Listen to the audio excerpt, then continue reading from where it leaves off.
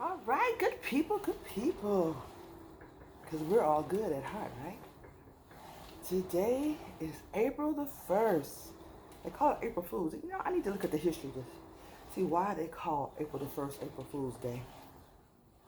I have a classmate from elementary school who was born April the 1st, and her mom named her April. So happy birthday, April. Anyway, where am I today? Where am I today? I'm not sure where I am today. I forgot to remember where I am today because the video is buffering. So far, I've been on this for 19 minutes, and I know I need to change up my exercise, and I will. I just like this roar. Anyway, I spent 122 calories. Okay, let's get back into the 5 most influential SNPs. Remember we talked about SNPs yesterday. Single nucleotide polymorphisms that influence behavior. And how do you get these SNPs tested or screened or obtained? You can do 23andMe, and there's other genetic testing kits out there. Genetics is the future of medicine.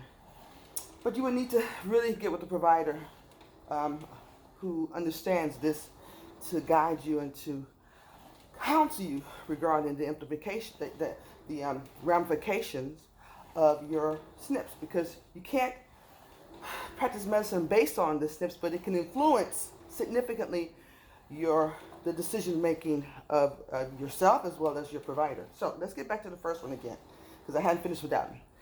The first one is called CYP1A2, cytochrome P450 1A2, or CYP1A2. We always abbreviate things.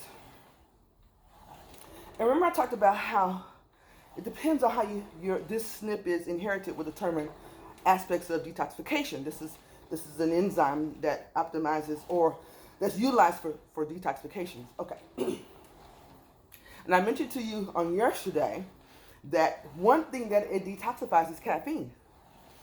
And if you happen to be a coffee drinker, your body is working hard to to detoxify the caffeine, then other things are not detoxified, for example, estrogen. And that puts you at risk for cancer and other things. So there's 3 main ways you can inherit that particular gene, okay?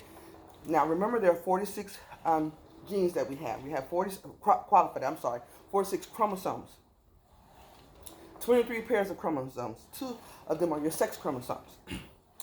So hence, when you look at these, there'll be letters and 2 letters indicative of how you inherited, either from your mom or your dad, okay? 1 set from your mom, 1 set from your dad.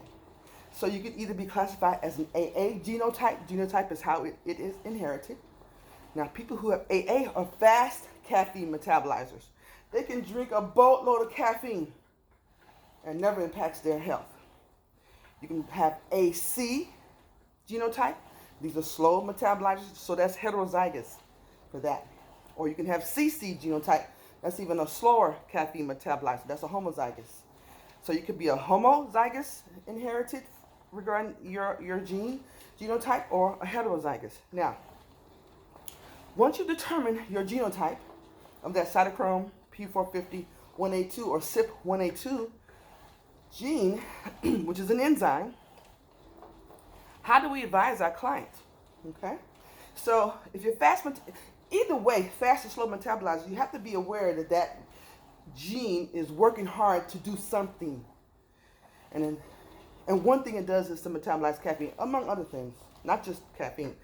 But your body is working so hard to metabolize the caffeine, it kind of gets distracted. Other things are left on the shelf, on the table, and are not detoxified as well. Okay, so 1, avoid coffee. Either avoid it, especially if you're a slow metabolizer, or minimize it if you're a fast metabolizer. It depends on you. You have to decide your behavior change. Number 2, we have to optimize the support of the liver. So liver supportive and antioxidant rich foods, to include fruits and veggies. Of course, you know that inherently. Turmeric, cumin, spices. I love to put spices in my food. Okay?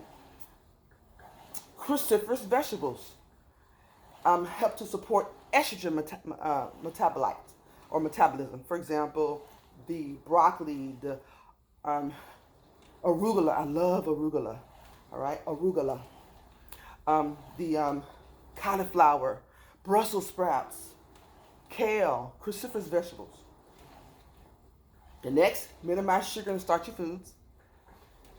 Avoid Tylenol. So many people come into the emergency room with overdose from Tylenol, right? And if you're pregnant, if you take Tylenol, your liver's working so hard to metabolize the Tylenol, all right, then that can potentially, the studies show, that could potentially increase the risk of your child having motor skill developmental delay or concerns. So I advise my patients that are pregnant not to take Tylenol.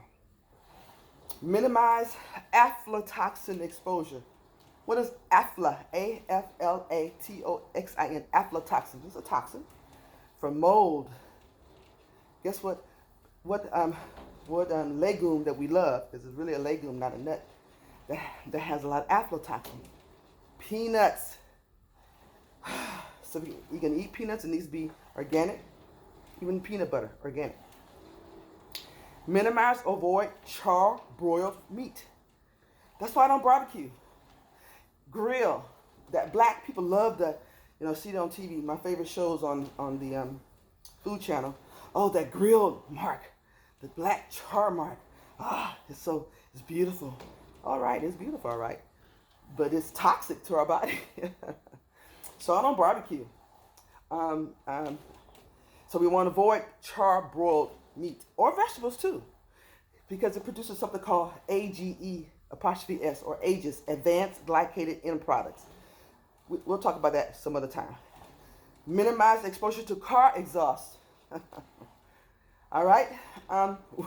Minimize xenoestrogens, BPA, plastics, nail polish, cosmetics with parabens, cleaning supplies, body care products, even dental materials, certain dental materials. So what we're doing is we're minimizing our adverse exposure to in our exposed zone, which is the total body of what we're exposed to, such that we can free up that enzyme to do what it needs to do, so our bodies can detoxify efficiently and effectively.